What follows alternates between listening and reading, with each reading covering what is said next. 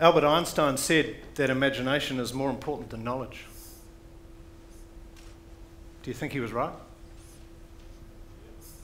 Where did you learn the most? Where have you learned the most? Where do you learn? Do you still learn? I'd like to talk with you about education and our systems and question, where do we learn? How? How can we design them so they're phenomenal? It began for me when I was a kid, in nature, squishing things, looking at the colours, eating them. Some of them weren't good. Wondering, why? Why does it move the way it does? Why does it have that colour? What happens when it dies? Why does it die? Where does it go? All these questions. And that why drove all the adults mad. They gave me books. I devoured those and still didn't have my answers. So I went on a path of science because surely I would find the truth if I reduced it down enough. Studied microbiology, found the path to truth wasn't in the detail. But I also discovered that sharing this passion with others was what it was for me. So I became and found myself teaching. And as a young 21-year-old, I found myself working with teenagers who were as interested and passionate as I about squirmy things and how they work. Why? It came to the end of the year. I had to grade these students, and somehow I had to give them a percentage so they could pass to enter university. And there was a real non-fit between what we'd experienced and that mark. How could I make that link? And then something happened that rocked my world. I lost my mark book. 3 days before those marks were due in. I've never had such a clean house since. I couldn't find it. There were no computers in those days. Didn't think to make a copy. Here I was. 1 day before the marks are due in, options running out. I consulted a learned colleague. His instant response was, "Have you told anyone?" And I thought, he's onto something. And then he said to me, "Just make them up." It was so shocking, it hadn't even occurred to me. He said, "Look, the people who've done really well know they've done well. The people who haven't know they haven't. And the people in the middle, well, they're in the middle." I reckon you could guess it plus or minus 10%. And what happened for me was he then said, they're going to get scaled anyway. Half those kids are going to fail. What? Why? Why? Here I was again, squishing caterpillars. Why? Except this time it was a bit more serious. I began reflecting on my own learning, my own formal education. I'd sat in some inspiring lectures. I'm sure you have. I've sat in some dull ones too. Have you? Shockers. Unbelievable. How can this? Unbelievable. And yet, was it about knowledge? In one ear, out the other. 5% is what we retain in a lecture. 20% if we begin to engage in dialogue next to someone. And over half of that material if we begin to express it with others. Things are changing. I looked deeply at the history of this. Why?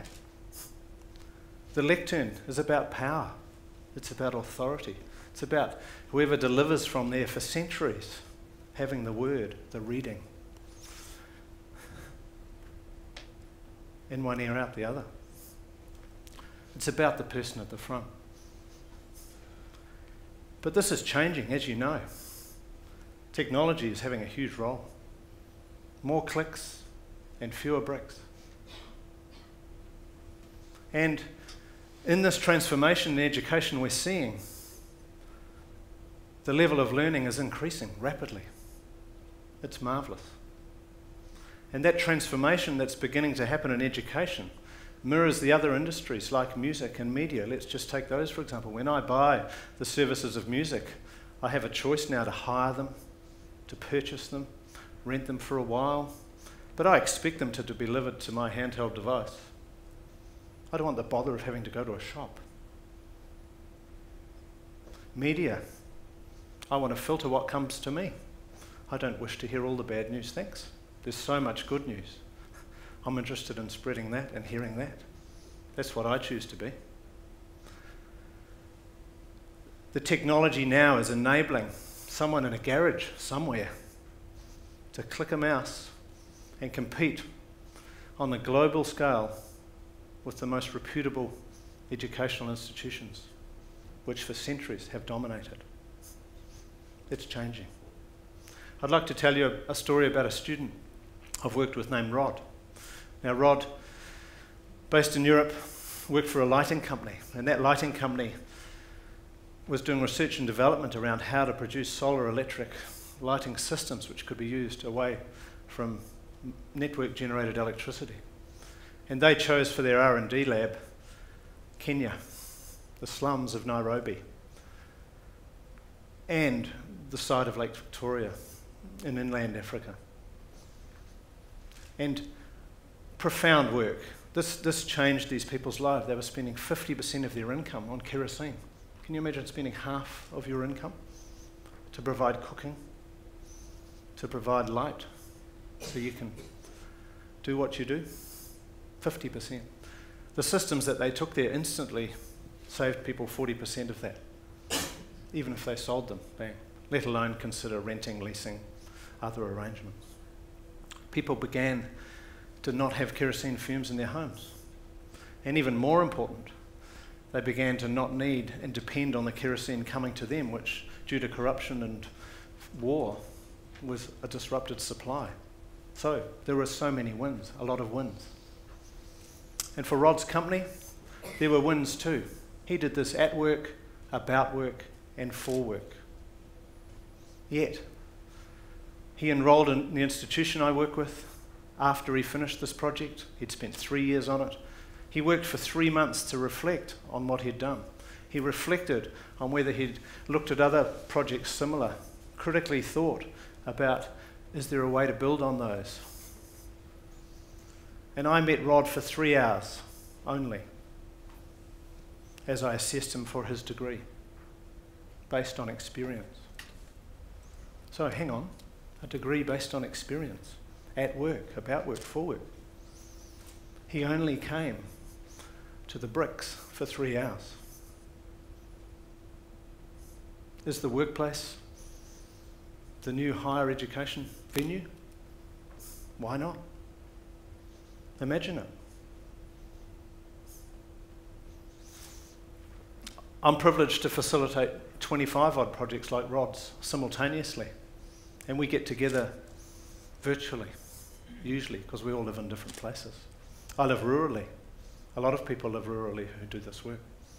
And imagine when you bring 25 projects like Rod's together, the magic begins to weave.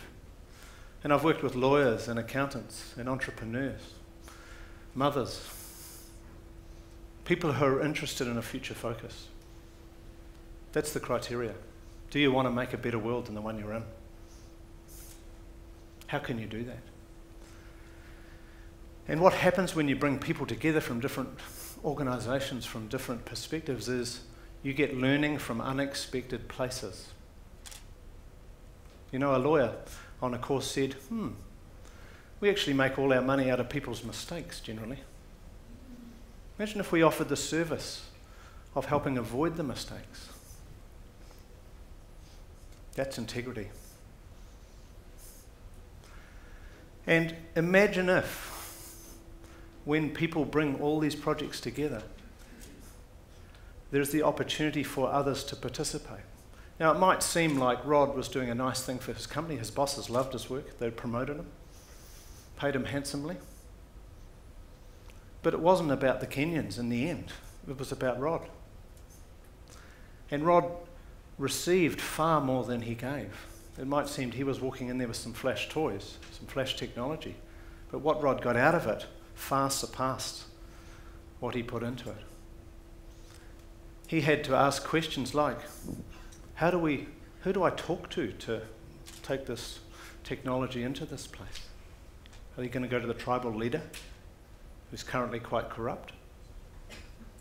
Or clearly has a system that's not very good if people are paying 50% for their fuel? How am I going to do that? What am I going to wear? What language will I speak? How will I engage? And why?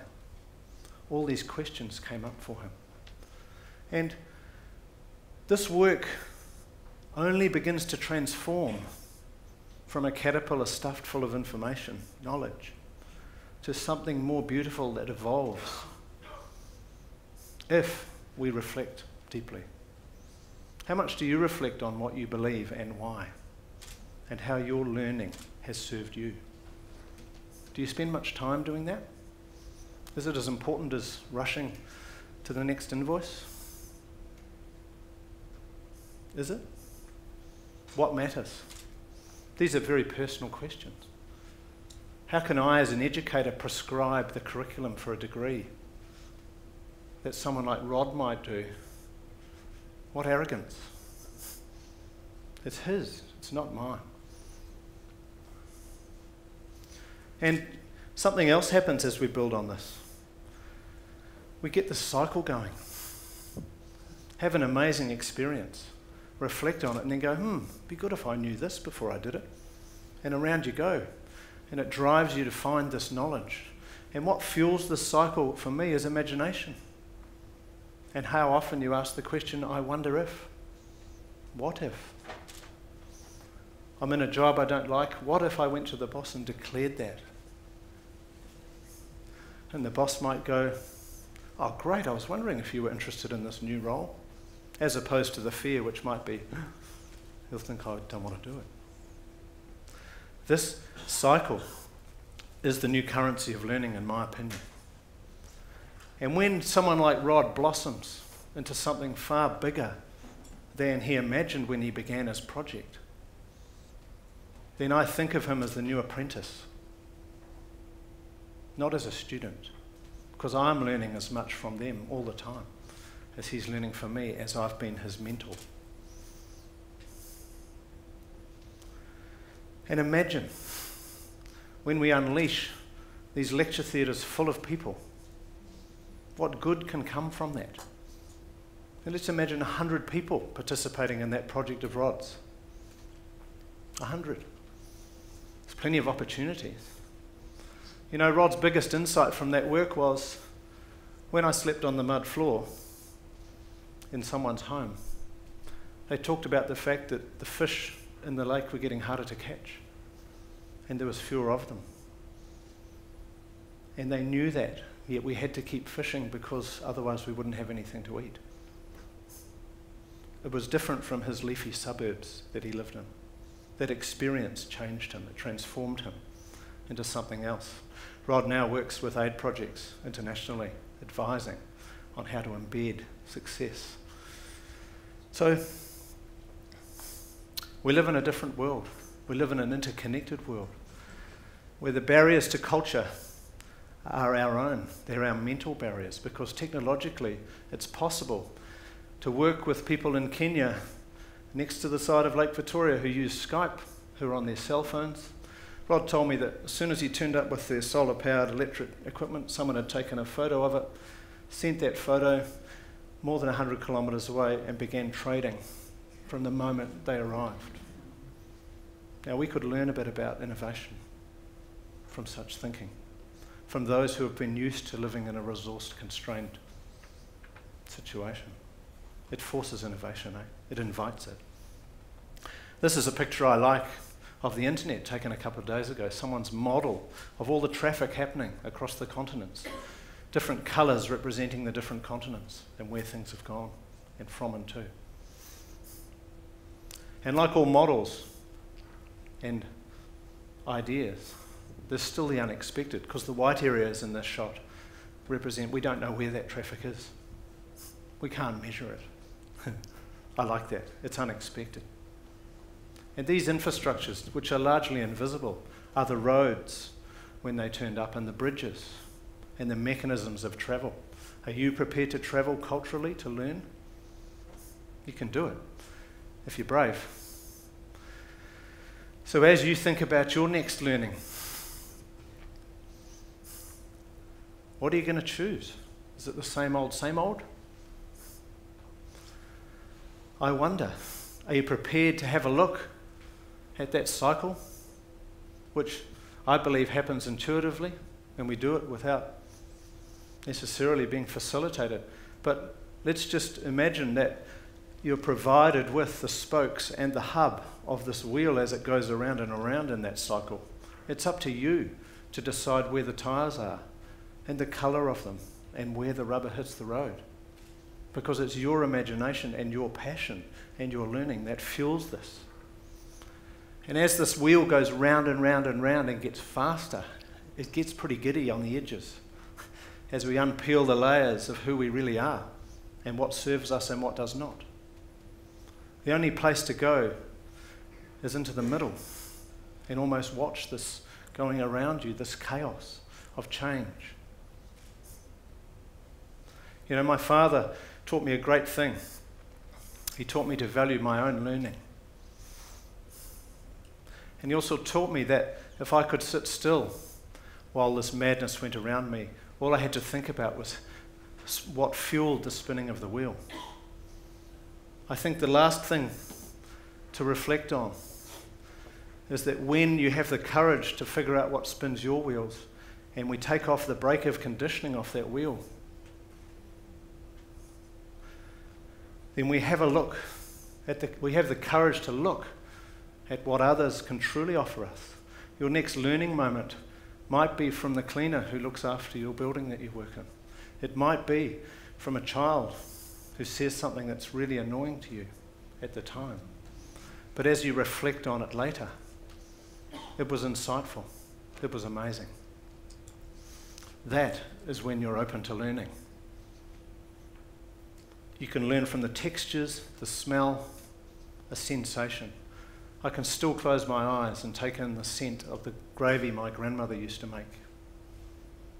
And it helps me bring up so much to value the possibilities of learning. So, as you ask yourself, are you ready to transform? Are you prepared to? Or are you just stuck in what the old is? I want to be purple. I want to be purple, but I'm finding myself yellow. Oh my God, and I've got a red stripe. I used to earn lots of money being purple, but I can't now. What am I going to do?